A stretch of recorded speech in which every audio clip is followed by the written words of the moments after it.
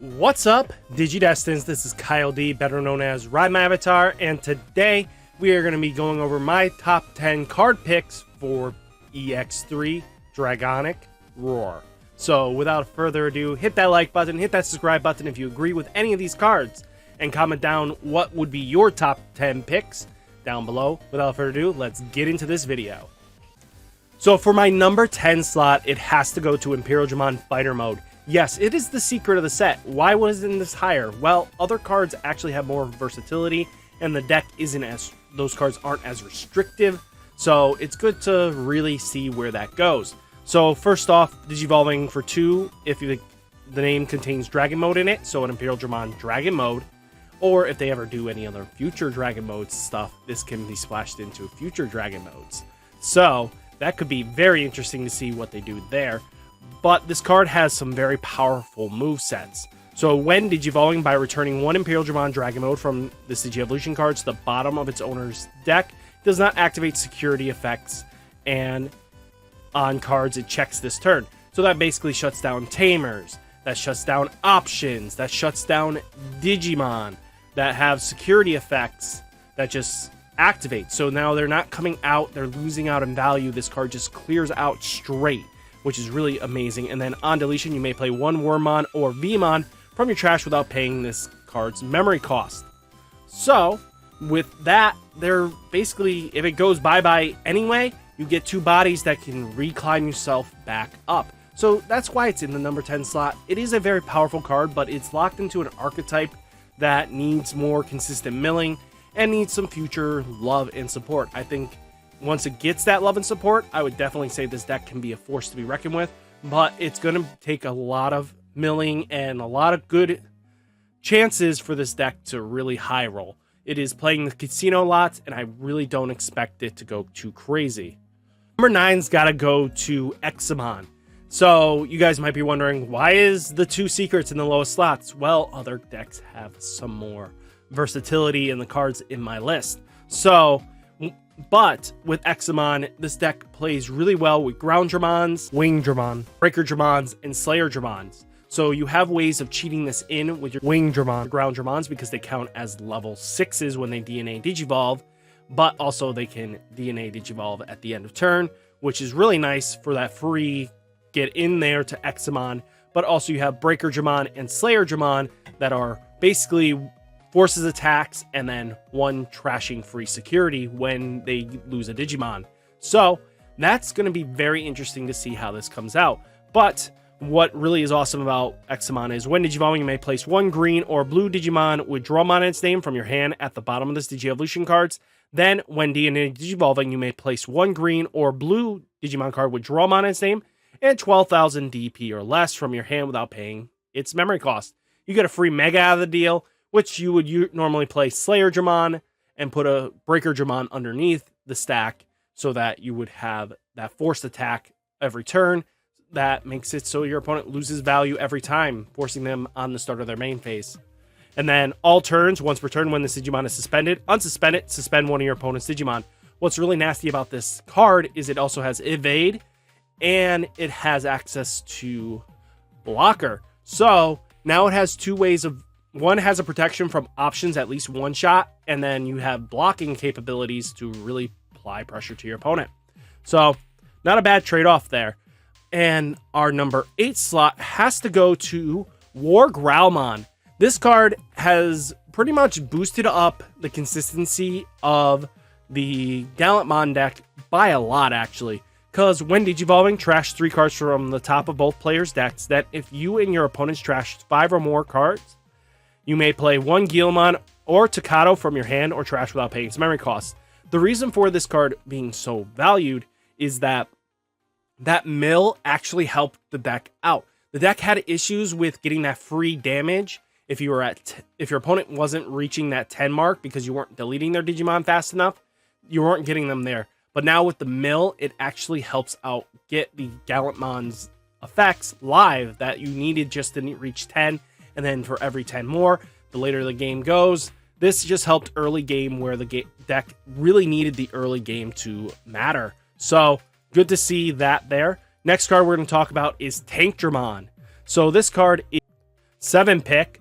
And the reason for this is when Digivolving, reveal the top 3 cards of your deck. You may play 1 Digimon with a play cost 5 or less and with debrigading traits among them without paying its play cost. Trash the remaining cards. The reason for this card being here is because it synergized with the deck and made the deck more consistent. Now with the new Darkdramon, basically resets yourself with the Digi-Evolution for putting 5 back on top. Then you can trash it with the Inheritable here. When one of your Digimon with debrigading straight attack, reveal the top 2 cards of your deck. You may play 1 Commandramon among them without paying its play cost. Trash the remaining cards. So being able to get a free body out and comboing in with the Darkdramon's ability to pop whatever play cost you put down really can do some damage there. But also, what's really nice is if you combo it with the new Sealdramon, that makes it so that the next Commandramon you play will gain Rush. This card basically gets a free rushing body out of the deal, which can lead to winning game statuses, because sometimes that's all you needed to win game. Next card we're going to talk about in my number 5 slot is Aegisdramon. This card has so much potential, but it just needs some more support for it to go off really crazily.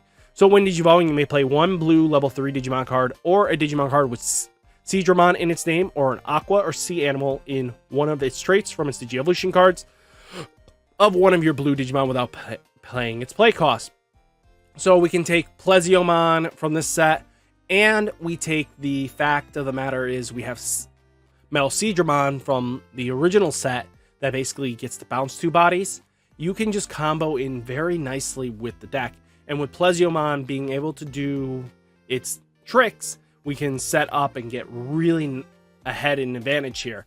The reason why I have it at number 5 is it has a lot of potential, Aegisdramon, but it still falls a little flat for now.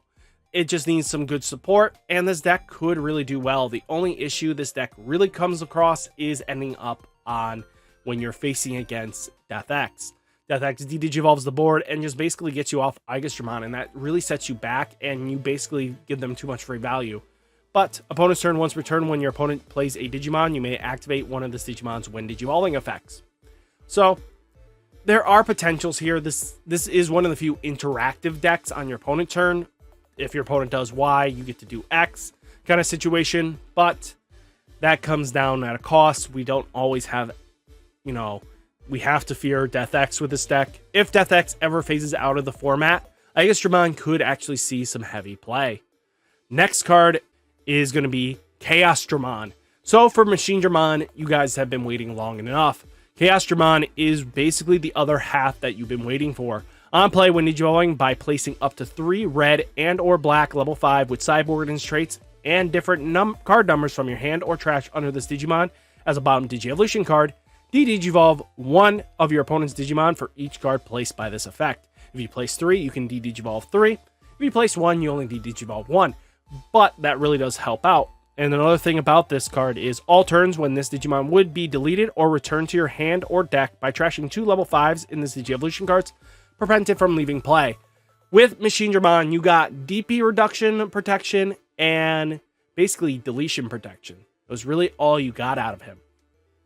This card at least allows it can't be spun back to the bottom of your deck or, return to your hand, which was really what Machinedramon needed, the other half. It had protection from yellow, which was huge, but now this has the protection from blue, which is the other half of the deck's weakness. Now the deck is kind of synergizing quite well, and we'll have to see with its future support with Chaosdramon X Antibody what they do with that. That deck can get really nasty pretty quickly, so Chaosdramon is on the list because of this.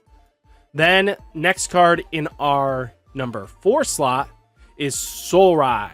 So this card gets ridiculous pretty quickly. Trash the top 4 Digi-Evolution cards of one of your opponent's Digimon, and all your opponent's Digimon with no Digi-Evolution cards cannot attack until the opponent's turns end. So, this is really interesting, being able to shut down certain Digimon, especially if they're too high up after you stripped all their sources out. Now they can't attack, which can shut down your opponent's game plan and momentum. This card is used in Blue Flare right now, and really that's all about it, but the potential with this card even going in the future as a blanketed, depending on how the wide boards go and stuff like that, can lead to being able to give you a small protection in a way that, you know, Ice Wall was limited for. But this one at least makes it so that, you know, if they Digivolve up, yes, you're going to lose a little bit of value there, but that's not terrible. So, all in all, great stuff here. And I think the next card we're going to talk about is our number 3. And I'll have to give it to Hina. Hina is very interesting. A Tamer made my list this time because start of your main phase, if your opponent has a Digimon in play, gain 1 memory. But your turn, when one of your Digimon digivolves into a Digimon with Rock Dragon, Earth Dragon, Machine Dragon, or Sky Dragon in traits, by suspending this Tamer, activate that Digimon's on play. So the thing about this is, yes, Dragon Links is a deck. With using Metallic Dramon and Volcandramon from Ex-3, you get some free value out of it, and the whole deck really synergizes really well with Hina. The thing is, Hina also has longevity support because anytime they do more on-play Rock Dragon, Earth Dragon, or Machine, or Sky Dragon, this card is always going to be fundamentally valuable for that deck. If it's very themed around it with on-plays and everything like that, it just has so much potential growth that it's really powerful, and I think Hina is really good, and she's going to be longevity support. So definitely make sure you have your Hinas because you never know what deck you're going to really want to play at the end of the day. Then we have our number 2 slot, and that has to be DoruBickmon. So you might be wondering, why DoruBickmon? So that seems like a trash card. Well, this card, similar to Hina, has so much potential even going in the future.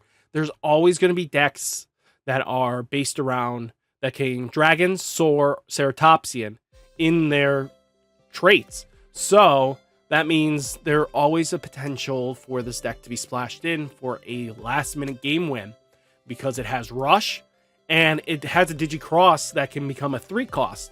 So what's really nasty, on play, delete one of your opponent's Digimon with 3000 DP or less for every Digi-Evolution card with the trait containing Dragon, Soar, or Ceratopsian that this Digimon has. Add 2000 DP to the DP you choose for this effect. So it gets bigger pretty quickly and gets really nasty. So it's just something to look at when you're trying to do deck building where DoruBickmon can be splashed. It is a rare for whatever reason. I picked it for my number 2, and the reason for that is it's just got so much potential. There's always going to be a dragon deck in the format. There might be a Ceratopsian theme eventually. There's going to be a Soar or dinosaurs, you know? There's always going to be that value there. So we're going to have to see how this goes. And I think being able to have longevity is huge in a format design card.